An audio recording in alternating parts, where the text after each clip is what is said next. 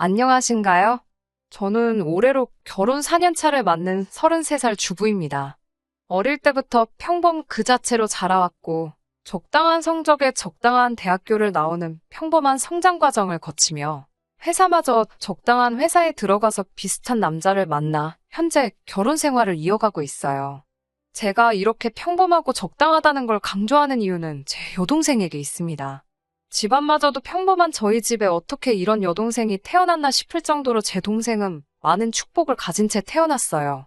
외모도 발군해 성격도 좋고 거기에 성적까지 좋았습니다. 친정 부모님께서 저를 차별하면서 키우시지는 않았지만 아무래도 배우기만 하면 항상 뭐든지 잘 해내는 여동생에 비하면 저는 정말 평범한 사람 그 자체였어요. 그래도 감사한 건 친정 부모님께서는 이런 동생과 평범한 저에게 항상 같은 기회를 주셨다는 겁니다. 제 동생은 그 중에서도 예술 쪽에 특출난 재능을 보여줬고, 대학교에 들어감과 동시에 유럽에 있는 유명한 미대로 유학을 떠나게 되었습니다. 동생의 유학비를 감당할 만큼 집안 형편이 넉넉한 편은 아니었지만, 제 동생의 특출난 재능과 노력 덕분에 장학금을 지원받으며 다닐 수 있었기 때문에 어느 정도의 생활비를 제외하고 그렇게 큰 돈이 들지 않았어요. 학교를 졸업하고 나서도 동생은 계속 유럽에 머물며 직장 생활을 하게 되었고, 저는 한국에서 회사를 다니며 미래를 준비하고 있었어요. 동생이 뭐든지 잘 해내는 모습에 제가 기죽기라도 할까봐 항상 저에게 따뜻한 말을 건네주셨고, 그 덕분에 저도 동생보다 뭐 하나 두각을 나타낸 것 하나 없지만 열등감 느끼지 않고 사이좋게 지낼 수 있었어요. 하지만 남편이 저와 제 동생을 비교하기 시작하면서 조금씩 제 안에 동생에 대한 질투가 자라나게 되었습니다. 결혼 전에는 세상에서 제가 가장 최고라고 제 편만 들어줬던 남편이 변해버리고 만 것이에요. 현재 남편은 제가 회사를 다니고 1년 차가 넘어갔을 때 만났습니다. 평범한 제 인생에 백마탄 왕자님이 나타나 줄 거란 기대는 없었지만 항상 저를 배려해주고 제 자존감을 북돋아주는 이 사람이 참 좋았습니다. 그래서 결혼까지 결심하게 된 것이고요. 평범한 인생을 살아온 저보다 살짝 떨어지는 학력과 회사에 다니던 사람이지만 그런 건 아무래도 좋았어요. 결혼 후에도 그 모습이 하루아침에 변한 게 아니었거든요. 남편이 변하기 시작한 건 코로나로 인해 동생이 유럽에서 더 이상 머물 수 없는 상황이 되고 말았고, 그로 인해 한국으로 귀국하게 되면서 시작되게 되었습니다. 제 결혼식 당시에 동생은 그쪽의 일로 굉장히 바쁜 상황이었기 때문에 참석할 수 없었습니다. 동생은 저에게도 저희 부모님처럼 큰 자랑거리였기 때문에 당시 연애 중이던 남편에게도 수도 없이 자랑을 해왔어요. 동생의 SNS를 보여주며 제 동생이 능력이 있는 것부터 연예인 뺨치게 예쁜 것까지 자랑을 했었습니다. 남편은 동생이 사진빨인 것 같다며 제가 더 예쁘다고 항상 대답을 해줬고, 항상 동생의 뒷모습만을 바라보던 저에게 참 용기를 주던 사람이었어요. 그런데 동생이 귀국 후 남편이 동생을 처음으로 만나게 되면서 남편의 저에 대한 태도가 조금씩 변하기 시작했습니다. 제 동생은 자기가 그리는 그림만큼 참 예쁜 사람이었고, 그동안 사진만 보면서 제가 더 이쁘다 해주던 남편도 동생을 실제로 처음 만난 자리에서만큼은 제가 더 예쁘단 말을 할 수가 없었을 거예요. 그걸로 기분이 나쁘다거나 하지 않았습니다. 말씀드렸다시피 동생은 저한테도 그만큼 큰 의미였으니까요. 남편이 아무 말만 하지 않았어도 아무 일도 없었을 텐데, 남편은 동생을 처음 만나고 돌아오는 길에 제 동생에 대한 외모 칭찬을 입이 마르지 않도록 하기 시작한 거예요. 자기 동생 진짜 예쁘다. 공부 안 했어도 연예인을 해도 됐겠는데? 라던지, 그동안 사진으로만 보고 실물을 처음 보는데 정말 실물을 영접했다고 해도 될 만큼 예쁘더라 하면서 제 동생에 대한 첫인상의 감격이라도 한 듯이 말을 했어요. 그때만 해도 저도 동생을 참 아끼고 자랑스러워하던 언니였으니 남편의 이런 반응에 거부감이 들거나 기분이 나쁜 적은 한 번도 없습니다. 오히려 제 가족, 제 동생을 정말 거짓 하나 느껴지지 않게 진심을 다해 칭찬해주고 있으니 기분이 좋기까지 했어요. 내가 말하지 않았냐, 동생은 내 자랑거리나 마찬가지다 몇 번을 반복하며 남편의 말에 맞장구도 쳐주고 있었습니다. 그런데 남편은 거기서 끝나지 않고 처음에는 저와 제 동생의 외모를 가지고 비교를 하기 시작했어요. 모처럼의 주말이었지만 남편은 본인의 실수로 인해 생긴 회사 일 때문에 혼자서 쉬는 날에 출근을 해야 했고, 그래서 저는 그날 밀린 청소며 집안일 좀 해놓을 계획으로 집에 있었습니다. 이유야 어떻게 되었든 간에 주말에도 그렇게 출근해야 하는 남편을 위해 남편이 좋아하는 음식도 준비해가며 퇴근하는 남편을 기다리고 있었어요. 회사에서 안 좋은 일이 있던 건지 남편은 기분이 엄청 나빠져가지고는 퇴근을 했습니다. 음식 준비를 하다 말고 퇴근한 남편을 맞이했는데 저를 보자마자 다짜고짜 저한테 화풀이를 시작하더라고요. 그날 집에서 밀린 집안이라는데 신경을 쓴 나머지 아침부터 대충 씻고 하루 종일 정신이 없었거든요. 그런 제 모습을 보고 너는 하루 종일 씻지도 않았냐. 여자가 꾸미고 있을 줄도 알아야지 아무리 집에만 있었다고 해도 모양 빠지게 그게 뭐냐면서 제 모습을 보고 그걸 걸고 넘어지기 시작했어요. 급기야 제 동생을 들먹이기 시작하면서 네 동생은 집에서 이러고 있어도 예쁘겠지?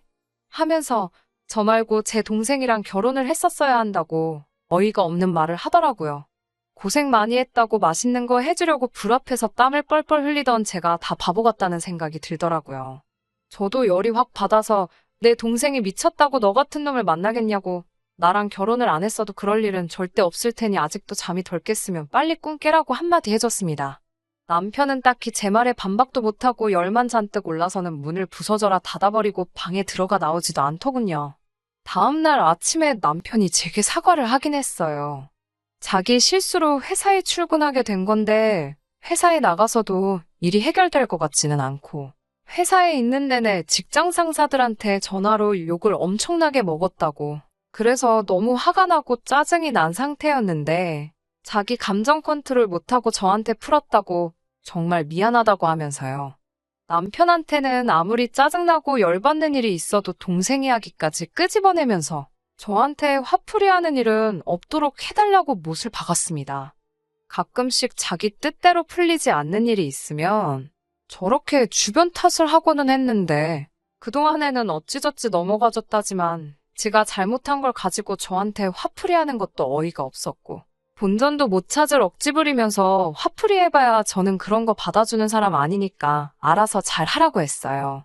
아무튼 그 뒤로 남편이 의식하고 조심하기 시작한 건지 아니면 제 동생과 저를 비교할 게 없었는지 딱히 저와 동생을 비교하면서 성질을 부린 적은 없었습니다.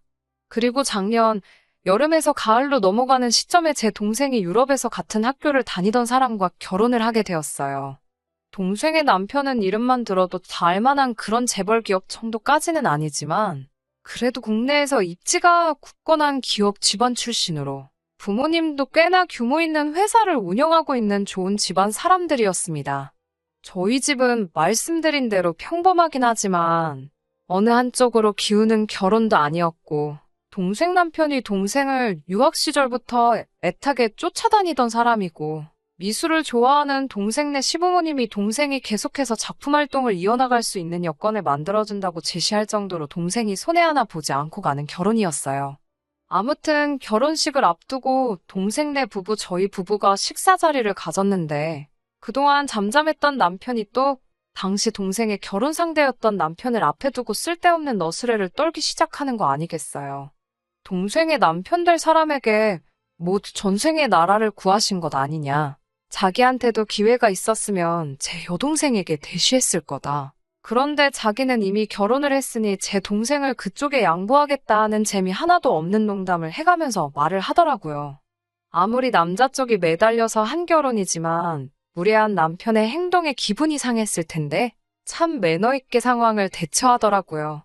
제 동생도 속으로는 기분이 나빴을 테지만 아무래도 제 남편이니 내색하지 않고 별 사건 사고 없이 그날 식사 자리는 마무리되었어요. 오히려 제가 집에 돌아오는 길에 사람 쪽팔리게 제발 어디 가서 그러지 좀 말라고 그런 행동이 가당키나 하냐고 남편을 타일렀습니다. 남편은 별로 신경이라도 쓰지 않는 듯 계속해서 동생이 아깝다 뭐 이런 말이나 하고 있었어요. 왜 저러는가 싶을 정도로 까불거리니까 정말 속으로 한 대 때려주고 싶었습니다. 언젠가는 이런 일도 있었어요. 동생이 결혼하면서 더 이상 입지 않게 된 옷이 있는데 제가 가서 몇 벌 얻어왔습니다.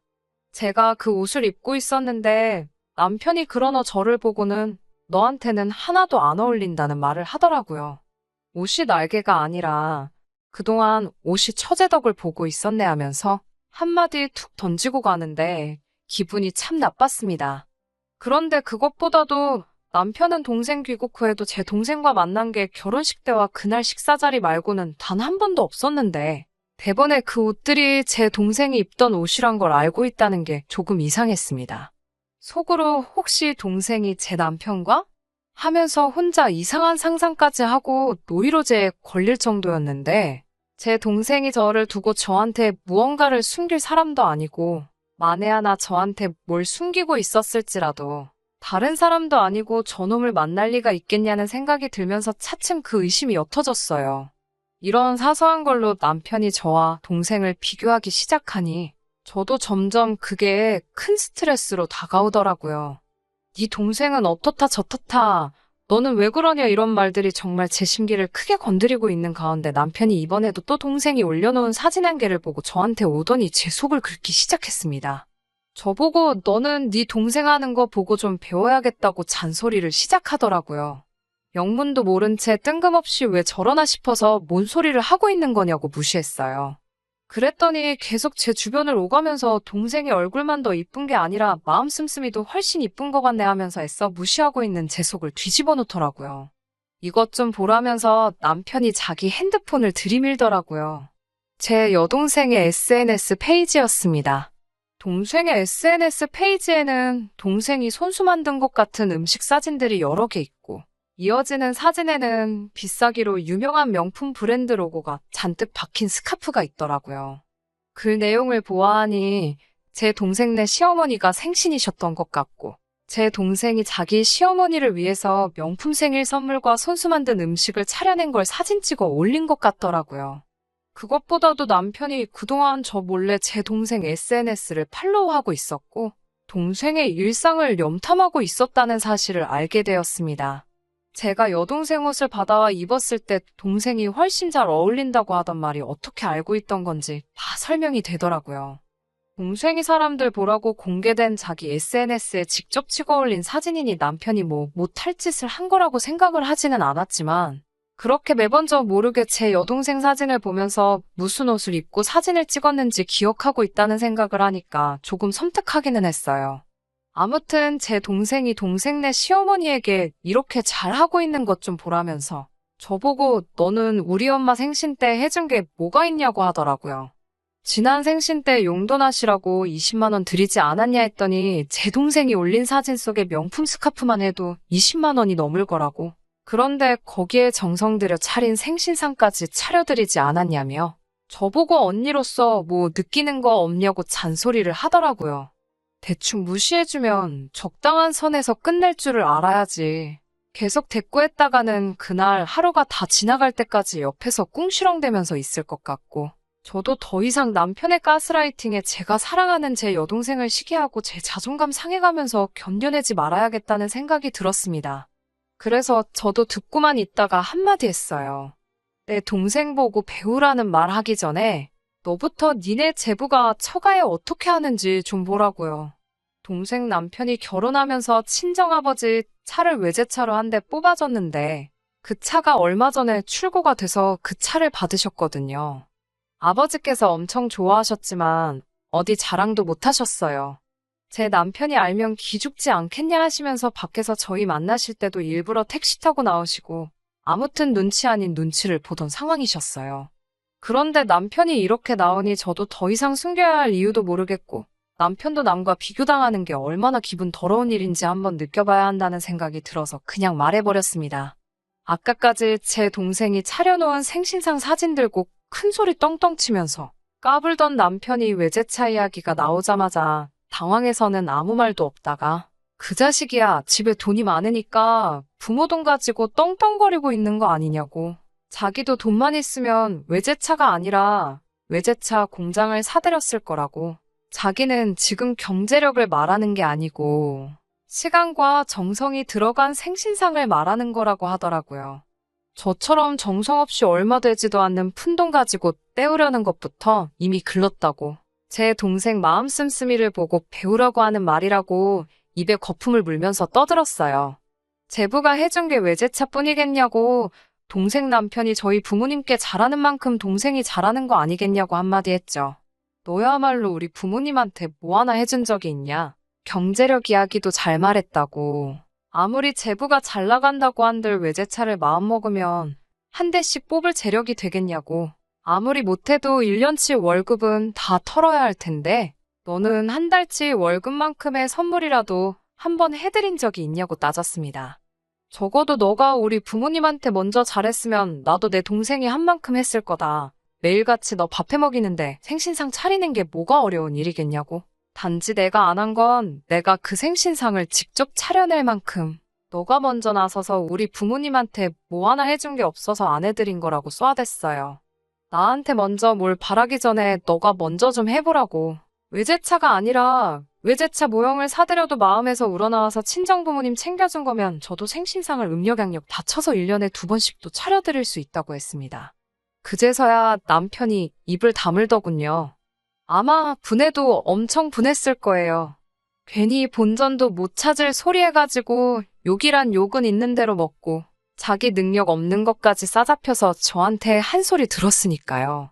그동안 남편이 저를 제 동생과 비교해가며 후려치는 동안 제가 아무 말도 안 했으니 자기는 엄청 잘났고 대단한 사람이고 저는 아무것도 아닌 사람으로 생각했나 본데 그렇게 기고만장하고 우쭐해 있었다는 생각을 하니 저도 그동안 이걸 왜 다 참아내고 아무 말도 안 했는지 그리고 저렇게 꿀먹은 벙어리 마냥 아무 말도 못하고 낑낑대고 있는 남편을 보니 속이 후련하기도 하고 대응하지 않고 가만히 있던 제가 후회가 되기도 하더라고요. 배우자가 서운하게 만들거나 아무리 배우자라도 부당한 대우를 했을 때 참는 건 좋은 생각이 아니라는 생각이 드네요. 그동안 그 말들을 참아내면서 잠시나마 제가 동생을 시기 질투하고 미워할 뻔도 했다는 사실에 참 제가 생각해도 제 자신이 너무 한심하네요.